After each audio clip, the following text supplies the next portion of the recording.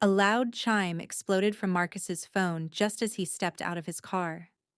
He glanced down casually, expecting another bank alert about his balance. Instead, the screen lit up with a huge red banner. Transaction approved, 1978.42. His breath hitched, and he nearly dropped the phone as another notification stacked on top of the first. Transaction approved, 642.90. Then another, and another. Whoa, what? He muttered, frowning as his thumb flew over the screen. 5 transactions. All within 10 minutes. All from a luxury resort in South Florida. His heart sped up, confusion shifting into panic. He didn't book anything. He didn't authorize anything. He hadn't even used that credit card in 3 weeks. Before he could fully process what was happening, his phone rang. It was the fraud department. He answered immediately. "Hi, this is Marcus," he said, pacing fast toward his apartment door. "I'm seeing a bunch of charges I didn't make. Please tell me those transactions were blocked." The representative spoke calmly. "Sir, they were approved because they matched your home IP address. Our system didn't flag them as suspicious." Marcus froze mid-step. "My home IP address? How is that possible?" "That means someone using your Wi-Fi authorized the card," the representative continued. "Do you share your network or have someone in your home who may have access?" His stomach dropped. Well, I live with family temporarily. But nobody has permission to use my card." The rep sighed sympathetically. "I understand, sir. You'll need to speak with your family and confirm the situation. If it was unauthorized, you can file a dispute, but it may require additional steps." Marcus ended the call without responding. His hand felt numb, but his mind raced. He opened Instagram out of instinct, searching for something, anything, that made sense. And there it was. The very first story on his feed was from his Aunt Denise. Her smiling face filled the screen, big sunglasses covering half her expression as she sipped from a coconut drink by a private pool. The caption said, "Finally living life like I deserve." Another story popped up automatically. It showed the name of the same resort the bank alert mentioned. Marcus stood in the doorway of his apartment complex, staring at the screen as the truth snapped into focus. She was using his card. She was on vacation using his money. And she hadn't said a single word to him. Anger rushed through him so fast it made his whole body feel hot. He slammed his apartment door open and marched inside, grabbing his phone tighter as he dialed his aunt. She didn't pick up. He called again. Voicemail. Again. Voicemail. He pulled up his cousin Jasmine's number and dialed. She answered on the first ring. "Hey, Mark, what's up?" she asked. "Where's your mom?" he demanded. Jasmine paused. Florida? You know she's been planning that trip." "Planning it with whose money?" he snapped. There was a shuffle on the other end like Jasmine sat up fast. "Wait, what? What are you talking about?" "She used my credit card," he said, pacing across the living room. "Thousands of dollars, Jazz. Thousands. I just got hit with 5 charges, all matching the resort she's at." Jasmine whispered, "Oh my God." Mom said someone blessed her. She said she had unexpected support. But she didn't say who. "Well, it wasn't me." Marcus's voice shook, frustration spilling over. "Put her on the phone, now." "She's out at the beach," Jasmine said. "Reception is bad over there. I'll tell her to call when she's back." "That's not good enough." Marcus hung up and immediately wrote a long message asking Aunt Denise to call him immediately. No reply. He dropped onto the couch, gripping his knees as he tried to breathe through the panic building inside. He had bills coming up. Rent, his car note. How could she do this and not say a word? How could she just take his card and... The phone buzzed. A FaceTime request from Aunt Denise. Marcus snatched it up instantly. Her face filled the screen. Sun hat, cocktail in hand, waves crashing behind her like some travel commercial. "Marcus, baby," she said cheerfully. "Jasmine told me you're all worked up. What's going on?" He didn't return the smile. "What's going on is you stole my credit card." Her face didn't even flicker. She simply leaned back in her beach chair. "Oh, please. Stole is a strong word. It's the correct word. You left your wallet in the kitchen drawer," she said, waving her free hand lazily. "You know everybody goes through that drawer." "That drawer is mine," Marcus said, pushing a hand through his hair. "And my card was inside my wallet." "How did you even get the PIN?" She shrugged. "You use the same 4 digits for everything, baby. It wasn't that hard." He stared at her, stunned. "And that makes it okay?" "Marcus," she said, giving him a tired expression. "You're overreacting. Calm down." His jaw dropped. "Overreacting? You charged over $2,000. "You're doing well for yourself," she argued. "I've been stressed. I needed a break. And it's not like you're starving because of it." "That's not the point." Marcus stood, voice rising. "You didn't ask me. You didn't tell me. You just took my card and—" She cut him off. "You young folks always act like money is the whole world. Relax. I'll sort everything once I'm back." "When? Next week? Next month? Can you even afford to pay me back?" She suddenly looked annoyed.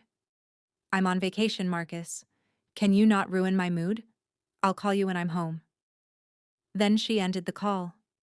Marcus stood frozen, staring at the blank screen until his reflection blurred. The room felt silent in the worst way. He paced, back and forth, replaying her words over and over. "You're overreacting. Relax. I needed a break." He felt humiliated, violated, disrespected.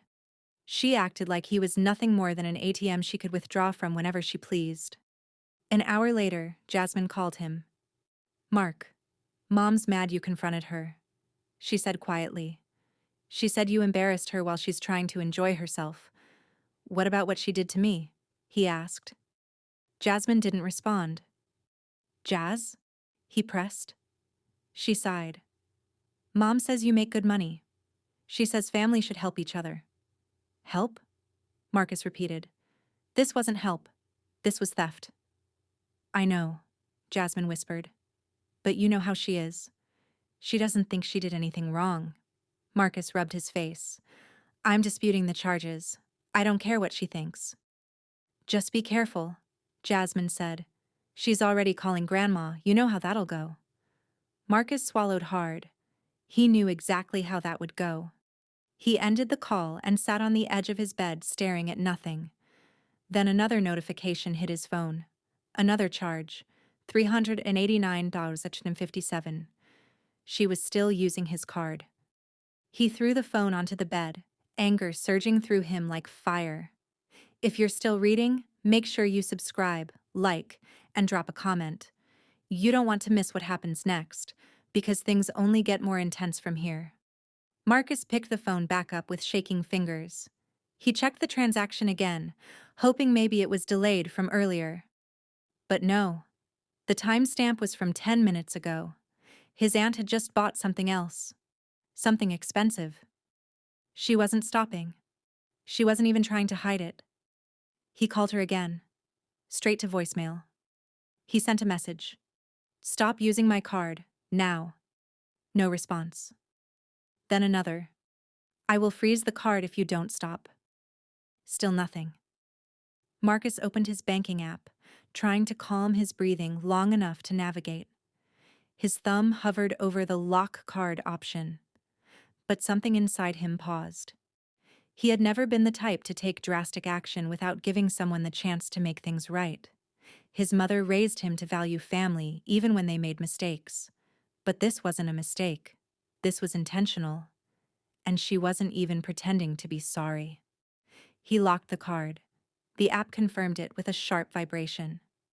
And for a moment, he felt a rush of relief. Until his phone rang again. This time, it wasn't his aunt. It was his grandmother. He closed his eyes before answering. "Hi, Grandma." Her voice came through loud and disappointed. "Marcus, what is all this nonsense your aunt is telling me? Why are you causing trouble while she's out of town?" His jaw tightened with frustration, but he swallowed it down. "Grandma, she used my credit card. Without permission. And she's still using it. What was I supposed to do?" "Marcus, she said you told her it was okay." His mouth fell open. "What? Why would I ever tell her that? She literally took it without asking." Grandma sighed like she was exhausted by him. "Denise says you're overreacting. You know she wouldn't steal from family. Maybe you're misunderstanding something." "I'm not misunderstanding anything," Marcus said, fighting to keep his voice steady. "She used my card and acted like I don't deserve to be upset. She's not confused. She's lying." "Marcus, careful," Grandma warned. "Don't speak that way about your elders." He pulled the phone away from his ear for a moment, staring at it in disbelief.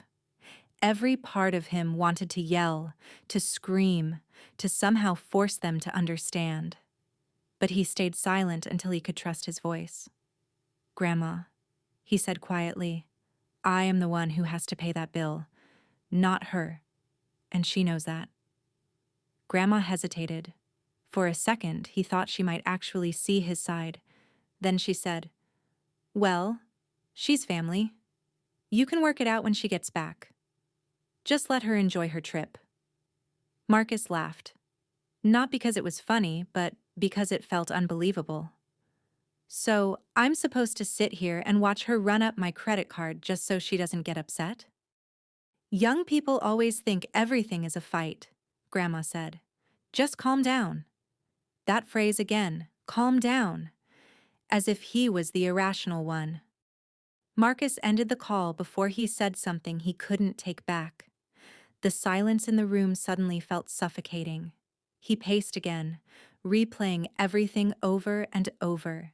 Every dismissal, every accusation, every time someone tried to make him feel wrong for simply protecting what belonged to him. His phone buzzed with a text from his mother next. "Your aunt said you are making a scene. Please don't bring more problems to this family." Marcus stared at the message until his vision blurred. He typed slowly. "She stole from me." His mother replied instantly. "She said she'll pay you back." "When? Just don't escalate this."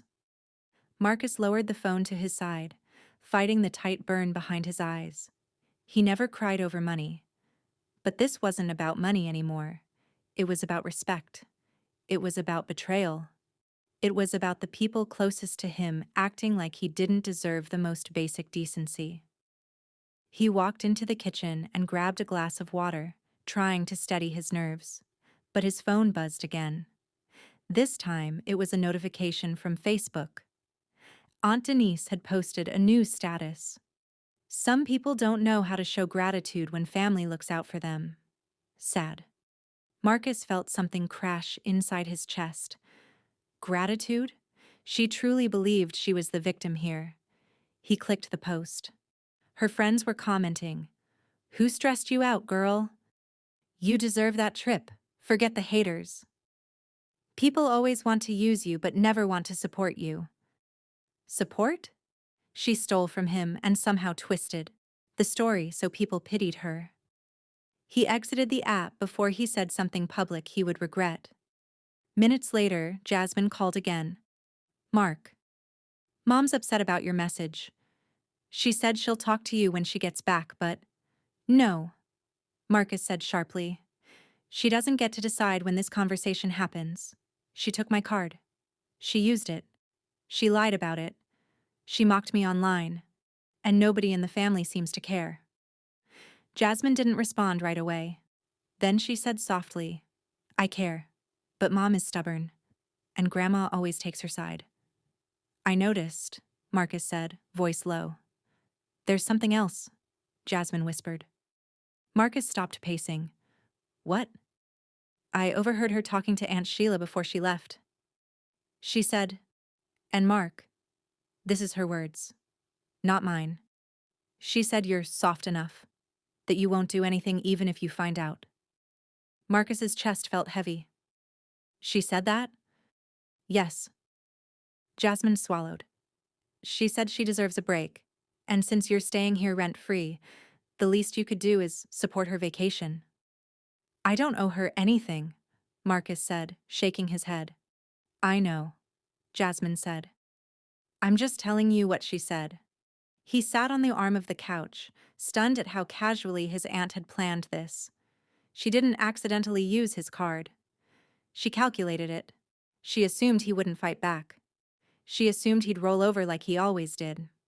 He opened the banking app again and scrolled through the pending charges. Resort fees, spa services, designer shopping, all on his account. His phone vibrated. Another attempted charge. The app showed, declined, card locked. He almost smirked, but the satisfaction faded quickly as the phone rang again. It was his uncle this time. What are you doing embarrassing your aunt like this? His uncle barked the moment he answered. Marcus blinked. Embarrassing her? She stole from me. His uncle scoffed. Stole? Come on, man, it's family. She said you offered. Now you're backtracking. Marcus opened his mouth, but nothing came out. He felt drained, exhausted. Like every word he spoke was being twisted into something else. You need to apologize, his uncle continued. You're acting childish. Marcus slowly lowered the phone from his ear, stared at it, then pressed end call without a word. His entire family was backing her. He was completely alone in this. And the worst part, the aunt who stole from him was still lounging by the pool, sipping fruity drinks, convinced she did nothing wrong. Marcus grabbed his laptop. If his family refused to do the right thing, the bank would have to. He opened the dispute form and started filling it out, but halfway through, he froze when he saw the warning. If the unauthorized user is a known individual, a police report may be required. His hand hovered over the trackpad. A police report. Against his own aunt. His stomach turned. But then he remembered her voice. You're overreacting. Just let me enjoy my trip. You make good money. Relax. She didn't care about him. Why should he protect her? He clicked continue. If you're still following this journey, remember to like, comment, and subscribe. Because what happens next will shock you even more. Marcus filled out the dispute form carefully, reading every line twice. He didn't want to make a single mistake. He attached screenshots of the charges, the Instagram videos, the timestamps, everything the bank required. But when he got to the section asking if he knew the person who made the transactions, he stopped again. There was a checkbox that said, yes, and the individual accessed my card without permission. He checked it. Another message appeared immediately. A police report may be required. He stared at that line for a long moment. His fingers curled slowly as the weight of what he was about to do settled heavily inside him. Turning in a stranger for fraud was one thing, but turning in his own aunt, his mother's sister, felt unreal. But so did everything she had done. She didn't just borrow. She didn't just make a mistake. She used him, and then laughed at him for being upset. He hit submit. A few seconds later, he received an email confirming the bank had received his dispute and would begin the review process. He didn't feel relief. Not yet. But he felt a quiet certainty. A decision had been made. And there was no going back. He closed the laptop and exhaled. The apartment was still, like it was waiting with him for whatever came next. His phone buzzed again. He expected another guilt-tripping call from a family member. Instead, it was a number he didn't recognize. He answered cautiously. Hello? Hello, is this Marcus Green? A professional voice asked. Yes. This is Officer Langford with the County Police Department. We received a report from your bank about potential unauthorized charges totaling over $3,000. We'd like to ask you a few questions. Marcus sat up straighter. Yes, of course. The officer asked him to verify his identity and then asked the most important question. Do you know who has access to your credit card? Marcus hesitated for barely a second. Yes. My aunt used it without permission. Did you give her the card, the PIN, or authorization in any form? No, Marcus said firmly. I never gave her permission. Understood. We'll be contacting her shortly for her statement. If needed, we may visit the residence. Someone will keep you updated. The call ended quickly, but Marcus stayed seated, staring at the wall. They were going to call her. They were going to question her. And she was going to lose her mind. He braced for the storm. It didn't take long. 20 minutes later, his phone exploded with calls. 5 from Grandma, 3 from Uncle Robert, 2 from his mother. He ignored all of them until finally Jasmine called. He answered. Marcus, she said frantically, the police called Mom. She's freaking out. She said you're trying to get her arrested. Marcus kept his voice steady. I didn't call the police. The bank did. Well, she said they're coming to the resort to question her. She's crying, saying you betrayed her. He closed his eyes. She betrayed me first. I know, Jasmine whispered. But she's scared. Good, Marcus said before he could stop himself. Maybe now she'll understand this wasn't a joke. There was silence. Then Jasmine said softly, I'm sorry you have to go through this alone. Marcus's throat felt tight. Not in a cliched way, but in the real, painful way that comes when someone finally acknowledges how abandoned you've been. Thanks for saying that, he murmured. After the call, he finally faced the avalanche of messages. He opened one from his mother. The police just called Denise. Why did you escalate this to that level? He typed, the bank escalated it, because it's fraud. His mother responded in seconds. You should have told them it was a misunderstanding. Now your aunt is hysterical. Marcus stared at the message in disbelief. They weren't upset that Denise committed a crime. They were upset he didn't protect her from consequences. Before he could reply, his doorbell rang. He wasn't expecting anyone. He checked the peephole. 2 police officers stood outside his door. Marcus opened it slowly. Officers? Mr. Green, one said with a calm nod. We're here to take your statement officially. Marcus let them in. They sat at the dining table and he handed them everything. The screenshots, the call logs, the messages, the time-stamped photos. The officers reviewed everything carefully. One of them nodded as he flipped through the printed screenshots Marcus had prepared. This is more than enough, the officer said. We've already spoken to your aunt. Her statements were inconsistent. Marcus raised a brow. Inconsistent how? She first claimed she didn't know the card wasn't hers. Then she said you gave her permission. Then she said she thought you'd be okay with it. None of that is true, Marcus said. We figured, the officer replied. We've issued an order for her to return home to complete the investigation. She could face charges for unauthorized use of a payment card. Marcus didn't know what to say. A part of him wanted to feel victorious, but mostly he felt exhausted, emotionally, mentally, in every way. This was never what he wanted. He just wanted his family to treat him like a human being. The officers left, and Marcus sat quietly in the dim room. He finally let himself breathe. Hours later, as the sun dipped outside, his mother finally came by the apartment. She didn't knock gently. She pounded like the building owed her money. He opened the door slowly. She stormed in. How could you let this get so far? Do you know what your aunt is going through right now? Marcus kept his voice low. No, but I know what I've been going through. She was crying, his mother snapped. She said the police embarrassed her. Good, Marcus said, surprising her. Maybe embarrassment will teach her to stop stealing. His mother blinked at him. Stealing? That's your family.